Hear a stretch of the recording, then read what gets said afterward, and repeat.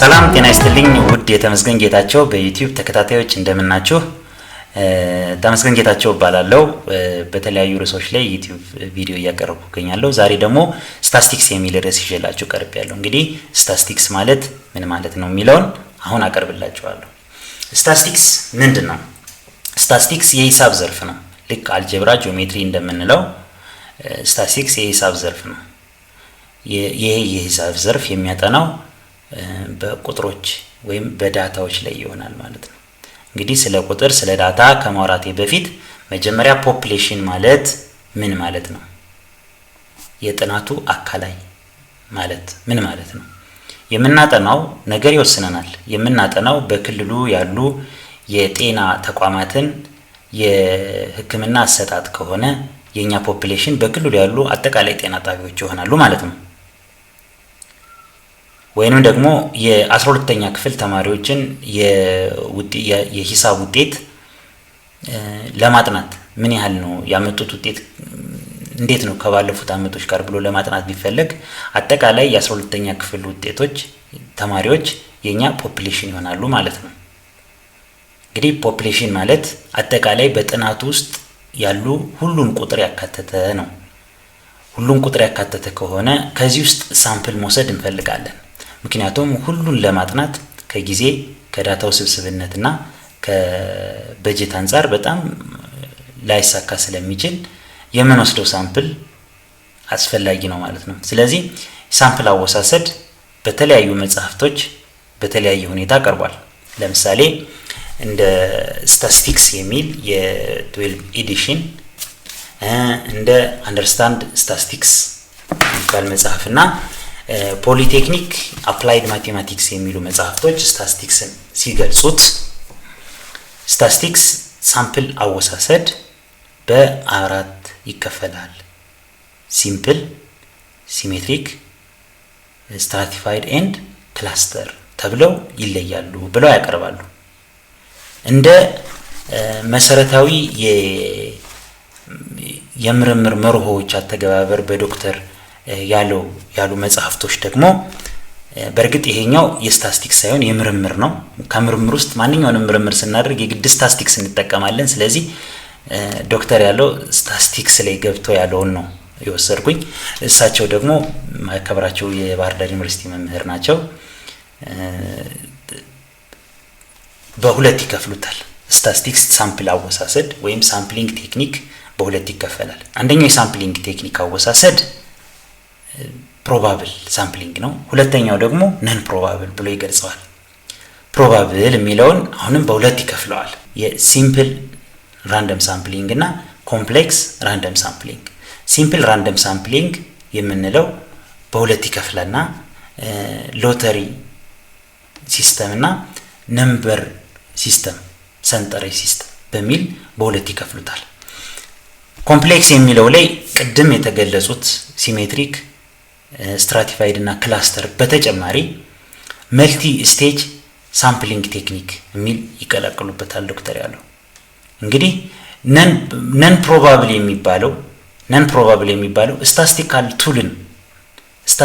ቱልን የምንጠቀም ከሆነ የምንጠቀመው ፕሮባብል ሳምፕሊንግ ቴክኒክን ብቻ ነው ብሎ ይደመድማሉ እንግዲህ የሳምፕሊንግ ቴክኒክ በጣም በርካታ ነን ፕሮባብል ብቻ በሰባት ይከፍሉታል ስነዛ ሰባቱን ግን ለሪሰርች ፐርፐዝ የምንጠቀማቸው ሳምፕል ስንወስድ ስታቲስቲካል የሆነ አናሊሲስ ልንሰራ ከሆነ የምንጠቀመው እነዚህ ነን ፕሮባብል የሆነውን አንጠቀምም በማለት ያስቀምጡታል እንግዲህ ይሄ እንደዚህ ከሆነ እስቲ ስለ እያንዳንዱ ነገር የተወሰነ ነገር ልበል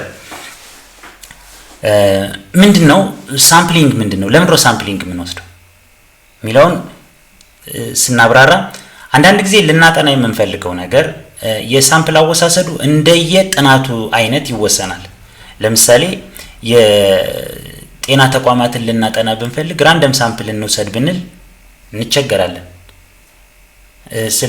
ከዳታው ብዛት ከመናምን ይሄ ስለዚህ በምን መልኩ ነው በክላስተር ሊሆን ይችላል በስትራቲፋይድ በሆነ መንገድ ለመውሰድ ዝርዝር ሊኖረኝ ይገባል ማለት ነው ስለዚህ እንደማጠናው ጥናት እንደምወስደው ስታቲስቲካል ዳታ አይነት የምወስደው የሳምፕሊንግ ቴክኒክ ይለያያል ማለት ነው እንግዲህ ዳታ ይሄ ከሆነ ዳታ ደግሞ እንደገና አሁንም በሁለት ይከፈላል። ኳሊቴቲቭ ኤንድ ኳንቲቴቲቭ ዳታ። ሪሰርች በሁለት ይከፍለዋል። ኳሊቴቲቭ ሪሰርች ኤንድ ኳንቲቴቲቭ ሪሰርች። ዳታም እንደዚህ ይወሰዳል። ዳታ ሪሰርች ስታቲስቲክስ አላልኩም። ኳንቲቴቲቭ ኤንድ ኳሊቴቲቭ ዳታ አለ። ስታቲስቲክስ የሚያመዝነው ኳንቲቴቲቭ ዳታዎች ላይ ብቻ ነው። ኳሊቴቲቭ ዳታ የምንላቸው ልክ እንደ ኤጅ በኳንቲቴቲቭ ነው። የማርክ ውጤት ወይም በቁጥር ሊገለጽ የሚችል ነገር በሙሉ ኳንቲቴቲቭ ዳታ ይባላል። ነገር ግን በቁጥር የማይገለጽ ለምሳሌ እምነት ምንድነው 10 አንልም። እምነት ምንድነው ስንባል ኦርቶዶክስ፣ ፕሮቴስታንት፣ ሙስሊም፣ 7 ዴይስ እያልን እንቀጥላለን። ስለዚህ እዚህ ላይ የምናተኩረው የትኛው ላይ ነው ብለን ስናስብ እንዲህ አይነት ዳታዎች ምን ወስድ ጾታ ምንድነው ስንባል ወንድ ወይንም ሴት ነው የምንለው። ስለዚህ እንዲህ አይነት ምን መልሰው ምላሽ ቁጥራዊ ያልሆኑ ዳታዎች በሙሉ ምን ይባላሉ? ኳሊቴቲቭ ዳታ ይባላሉ። እነዚህ ኳሊቴቲቭ ዳታዎች በሪሰርች ላይ ሲጠና አሳይመንት ይሰጣቸዋል። አሳይመንት ማለት ነምበር አሳይን ይደረጋል። ወንድ ከሆናችሁ 1፣ ሴት ከሆናችሁ 2 ብላችሁ ሙሉ፣ ወይንም ደግሞ ኦርቶዶክስ ከሆናችሁ እንደዚህ፣ ይሄን ከሆናችሁ እንደዚህ ተብሎ ወደ ነምበር ሲስተም። እነዚህ ነምበር መደመር፣ መካፈል ወይም ልክ እንደ ቁጥር የቁጥር አገልግሎትን አይሰጡም። ተሰይመው ብቻ ነው ያሉት ማለት ነው። ስለዚህ ስታቲስቲክስ የሚያጠናው ስለ ኳሊቴቲቭ የሆኑ ዳታዎች ነው ማለት ነው። የምንወስደው ዳታ ፕራይመሪ ሊሆን ይችላል ወይንም ሰከንዳሪ ሊሆን ይችላል። ፕራይመሪ ዳታ ነው ስንባል ለምሳሌ ጤና ጣቢያ ላይ ጥያቄ ይዘን ሄደን ታካሚዎች ላይ ጥያቄ ልንበትን እንችላለን። ከሕክምና ባለሙያዎች ጥያቄ እንበትናለን ወይ ኢንተርቪው እናደርጋቸዋለን።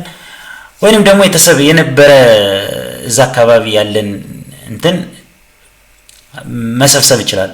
እንግዲህ እዛው የነበረ እነሱ ሲጠቀሙበት የነበረውን ዳታ ወስጄ ይሄን ያህል ሰው በዚህ ቀን ታሟል እንደዚህ እያልኩኝ አናላይዝ ማድረግ ከሆነ ወይም ደግሞ ያንን ዳታ ክላሲፋይ ማድረግ ከሆነ የወሰድኩት ዳታ ሰከንዳሪ ዳታ ነው እላለሁ።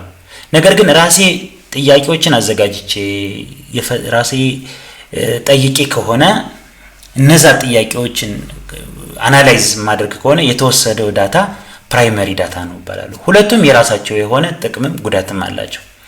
ፕራይመሪ ዳታ መውሰድ ለአንድ ጥናት በጣም ተመካሪ ነው። ነገር ግን ዳታ ስንሰበስብ ብዙ ጊዜ ጥያቄዎች ሲሰበሰቡ አይታችሁ ከሆነ የጥያቄ አመላለስ ዝም ብሎ በዘፈቀደ ይመለሳል። ስለዚህ የዘፈቀደ አሞላል ላይን አድርጎ ሊሞላ ይችላል፣ ዚግዛግ እያደረገ ሊሞላ ይችላል፣ ወይ ከመሃል ላይ ሊሞላ ይችላል። የሚመልሰው እንደ ጥያቄው ሳይሆን እንደ ጠያቂው ፍላጎት ከሆነ ፕራይመሪ ዳታን ለመውሰድ የሆነ ፎልስ የሆነ ችግር ያመጣብኛል። አንደኛው። ሁለተኛው ደግሞ ከታይም አንፃር ያንን ዳታ ኮሌክት ለማድረግ የሚወስደው ጊዜ በጣም በርካታ ይሆናል። ሶስተኛው ደግሞ በጀት፣ በጣም ብዙ በጀት ይፈልጋል እያለ ይቀጥላል። ሰከንዳሪ ዳታ ደግሞ ምን ወስድ ከሆነ ከዚህ በፊት የተሰበሰበው ዳታ በግዴለሽነት የተሰበሰበ ከሆነ ያንን አናላይዝ ለማድረግ በጣም እንቸገራለን ማለት ነው። ስለዚህ ዳታ ፕራይመሪ ሊሆን ይችላል፣ ሰከንዳሪ ሊሆን ይችላል። ፕራይመሪ ማለት ራሳችን ለምንፈልገው ጥናት የሰበሰብነው ሲሆን ሰከንዳሪ ማለት ደግሞ ለሌላ ነገር የተሰበሰበን ዳታ ለራሳችን ጥናት መጠቀም ማለት ነው። እንግዲህ ዳታውንም በሁለት ከፍለዋለሁ። እንግዲህ አንዷን ዳታ በተለያየ ካታጎሪ ከተለያየ እይታ አንፃር እየከፋፈልኩ ነው። ዳታ ዲስክሪት ዳታ ሊሆን ይችላል ወይም ኮንቲኒየስ ዳታ ሊሆን ይችላል። ዲስክሪት ዳታ የምንላቸው አንድ ጊዜ ቁጥር ተመዘገበላቸው፣ አንድ ጊዜ የሆነ ውጤት ተመዘገበላቸው፣ ከዛ ተከታታይነት የላቸው። ኮንቲኒየስ ዳታ የምንላቸው ግን ተከታታይነት ያላቸው ዳታዎች በየተከታታይ መመዘን። ለምሳሌ ልጆች እንደተወለዱ ያላቸው ክብደት በየ2 ወሩ በየምናምኑ ይያል ኮንቲኒቲ ያንን ዳታ የአፕዴት እያደረግን ምን ሄድ ከሆነ የዚህ ዳታ ኮንቲኒየስ የሆነ ዳታ ነው። ቴምፕሬቸር በጊዜ ይለያያል፣ በጊዜ ሂደት ይለያያል፣ እንደየሁኔታው ይለያያል። ስለዚህ ይሄን ቴምፕሬቸር ስንመዘግብ እንደየሁኔታው የሚለያየውን ቴምፕሬቸር ምን እንለዋለን? ኮንቲኒየስ ዳታ እንለዋለን። እንደገና ደግሞ የምናጠናው ጥናት ላይ አንድ ቫሪያብል ብቻ ምን ወስድ ከሆነ ሲንግል ዳታ እንለዋለን። ሁለት ቫሪያብል ምን ወስድ ከሆነ ፔርድ የሆነ ቫሪያብል እንላለን። ለምሳሌ የ10ኛ ክፍል ተማሪዎችን ውጤት ካታጎራይዝድ እናድርግ ወይ እናጥና ወይም ክላሲፋይ እናድርግ ብንል ልክ ካጠናን በኋላ የመጨረሻው ውጤት ክላሲፋይ ካደረግን በኋላ የመጨረሻው ውጤት ምን ይባላል? አንዲት አልፈዋል 10ኛ ክፍል ከዚህ በላይ ያመጡ ይሄን ያህል፣ ከዚህ በታች ያመጡ ይሄን ያህል ሲንግል ዳታ ነው። ወንዱ ከዚህ በላይ ይሄን ያህል፣ ከዚህ በታች እንደዚህ፣ ከዚህ ሴቶች እንደዚህ ያል ሁለቱን ዳታ ባንድ ፔር ያደረግን ምን ገልጽበት ከሆነ ፔርድ የሆነ ዳታ ተጠቀምን ማለት ነው። እንግዲህ ዳታ ይሄን ያህል ከሆነ ኢረር አለ። ማንኛውንም ነገር ስንሰራ ፕራይመሪም ዳታን ሰብስብ ሰከንዳሪም ዳታን ሰብስብ ኢረር ይኖራናል። ኢረር በሁለት ይከፈላል። ሂዩማን ኢረር የምንለውና ስታቲስቲካል ኢረር የምንለው ማለት ነው። ሂዩማን ኢረር የምንለው ዳታ ሳምፕል አወሳሰድ ሊሆን ይችላል፣ አሞላል ሊሆን ይችላል። ወይም ስታቲስቲካል ዳታ የምንለው ደግሞ የስታቲስቲክስ ቤዝድ ያደረጉ የስታቲስቲካል ኢረሮች አሉ። ስለዚህ የሳምፕል አመራረጥ ጀምሮ ያሉትን እንደዛ ልንወስድ እንችላለን። እንግዲህ ዳታ ይሄን ስለ ዳታ ይሄን ያህል ካል ስታቲስቲክስ ምንድነው? ስታቲስቲክስ ማለት ደግሞ ሳይንስ ማቴማቲካል ብራንች ነው፣ የማቴማቲክስ ብራንች ነው። ስታቲስቲክስ የሚያጠናው ዳታን ኮሌክት አድርጎ ኦርጋናይዝ አድርጎ ፕሬዘንት አናላይዝ እና ኢንተርፕሬት የሚያደርግ ሳይንስ ነው። እንግዲህ ስታቲስቲክስ በሁለት ይከፈላል። ምንና ምን? ዲስክሪፕቲቭ ስታቲስቲክስ ኤንድ ኢንፈረንሻል ስታቲስቲክስ ተብሎ ማለት ነው። ዲስክሪፕቲቭ ስታቲስቲክስ የምንለው ዳታ ሳምፕል እንወስዳለን። ያንን ዳታ ኦርጋናይዝ አድርገን የሆነ ሚን ወይ ሚዲያን አንድ የሆነ ቫልዩ እንፈልግና እናገኛለን። ከዛ በኋላ አጠቃላይ ያንን ውጤት ከዛች ቁጥር አንፃር በርካታ ተማሪው ከዚህ ቁጥር እንትን አድርጎ አግኝቷል። ይሄን ያህል ሴቶች ከሚኑ በታች ናቸው። እንደዚህ እያል ስለ ቁጥሩና በቁጥሩ ስለወሰድነው ዳታ ዲስክራይብ ማድረግ ነው። ዲስክሪፕሽን መስጠት ነው። በቃ ዲስክራይብ ማድረግ እንደዚህ ተገኝቷል፣ ሚኑ ይሄ ነው፣ ሬንጁ ይሄ ነው፣ ሚዲያኑ ይሄ ነው። ነገር ግን ብዙ ተማሪዎች ሬንጁ ላይ የራቁ ናቸው ምናምን ናቸው እያል ካገኘነው ቁጥር አንፃር የምንገልጽበት ዲስክሪፕቲቭ ስታቲስቲክስ ይባላል። ኢንፈረንሻል ስታቲስቲክስ የምንለው ደግሞ አንድ ስታቲስቲክስ ስንል ኢንፈረንሻል ስታቲስቲክስ ደግሞ የሆነ ቁጥር እንወስዳለን፣ ሚን እንወስዳለን። ከዛ አልፈን ቫሪዬሽኑ ምንድነው? ኮሪሌሽን፣ ሁለት የተለያዩ ዳታዎችን ወስደን ኮሪሌት እናደርጋለን። ምክንያቱም ኢንፈረንሻል ስታቲስቲክስ ጀጅመንት ወይም ደግሞ ኮንክሉዥን ላይ የሚደርስ ነው ማለት ነው። ልክ የጤና ተቋማት እንዲህ ችግር አለባቸው ካል ስለዚህ ተብሎ የሆነ የውሳኔ ሐሳብ የሚያስፈልገው ስለሆነ ከዛ ከሚን ሚዲያን ሞድ አልፈን ቫሪዬሽን፣ ሪግሬሽን፣ ስታንዳርድ ዲቪዬሽን እና ሌሎች ይሄ የታይም ቤዝድ የሆኑ ማቴማቲክሶች ከተሰራ በኋላ መጨረሻ ላይ ጄጅ ይደረጋል። እንደዚህ ነው ተብሎ ውሳኔ ኮንክሉዥን ይኖረዋል ማለት ነው። ስለዚህ የምንወስደው ይሄን ኮንክሉዥን ሊያሳስት የሚችል በጣም በርካታ ነገር አለ። ለምሳሌ እኔ ሁሉ ጊዜ የሚገርመኝ የባህር ዳር ከተማ ነዋሪዎች ስለ እንትን ገለጹ ተብሎ ሁለት ሰዎችን ያነጋግራል አንድ ጋዜጠኛ። ኦኬ፣ ሁለቱ ሰዎች የስታቲስቲክሱ አባል ይሁኑ አይሁኑ ማረጋገጫ የለውም። ለምሳሌ ባህር ዳር ነዋሪ ላይ ሆኑ ይችላሉ፣ ለእንግድነት የሚመጡ ሊሆኑ ይችላሉ የሚሰጡት ሰዎች። ሁለተኛ ፖፑሌሽኑን ሪፕሬዘንት አያደርጉም። ቅድም እንዳልነው ሳምፕል ስንወስድ ፖፑሌሽኑን ሪፕሬዘንት ሊያደርግ ይገባል ብለናል። ፖፑሌሽኑን ሪፕሬዘንት የሚያደርግባቸው በርካታ ቫሪያብሎች ይኖራሉ።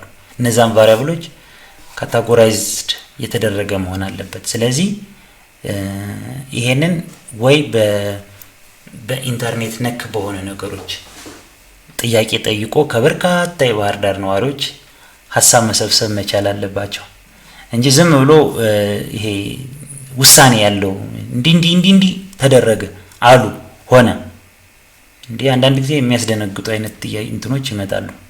ስለዚህ የምንወስዳቸው ሳምፕሎች ፖፑሌሽኑን ሪፕሬዘንት ሊያደርጉልን ይገባሉ። አሁን ይሄንን በክፍል 1 ይሄን ያህል ካልኩኝ ክፍል 2 ደግሞ ቤዚክ ተርሞች አሉ። ዳታ አሁን ይሄንን ዳታ እኛ ኦርጋናይዝ ክላሲፋይ ምናምን አድርገን ልንሰራ ነው። ስለዚህ በክፍል 2 ዳታ ኦርጋናይዝ እናደርጋለን። ስለተከታተላችሁኝ በጣም አመሰግናለሁ። ሰላም።